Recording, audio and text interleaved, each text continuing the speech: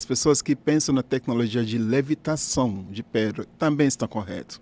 Então, ele explicou tudo isso, inclusive cirurgia de transplante de cérebro que pessoas faziam nessa época. Estávamos conversando, Trent chegou. Dessa vez, eu fui a primeira a entrar. Ele estava na plataforma olhando para mim, sorrindo. Assim que eu entrei no trem, ele já estava sentado no último poltrona. Então, ele simplesmente desapareceu na plataforma e estava lá no último poltrona. Foi nesse momento que eu tinha certeza que eu não estava lidando com humano, como conhecemos. Só que eu não senti medo. Eu senti paz enorme emanando dele, um bem-estar, um amor, uma frequência amorosa emanando dele. Aí eu fui e sentei do lado oposto dele, no trem. Aí o trem lotou. E começamos a jornada de mais de 4 horas naquela época até Cusco à noite. Aí, nessa viagem, aconteceu uma das experiências mais estranhas que eu já vi na minha vida.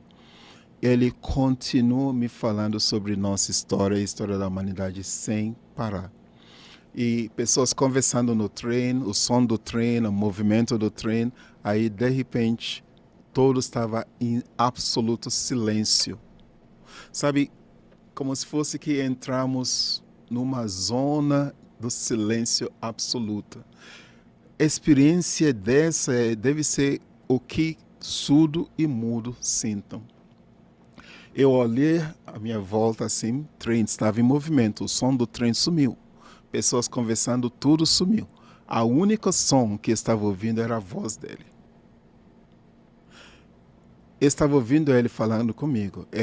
Para ele, tudo estava normal. Eu estava olhando todo lugar, olhando para ele. Aí, de repente, todo o som voltou. E ele continua falando. Aí, a voz dele sumiu. Todo o som ao meu redor voltou. Isso aconteceu 3 vezes, intercalando.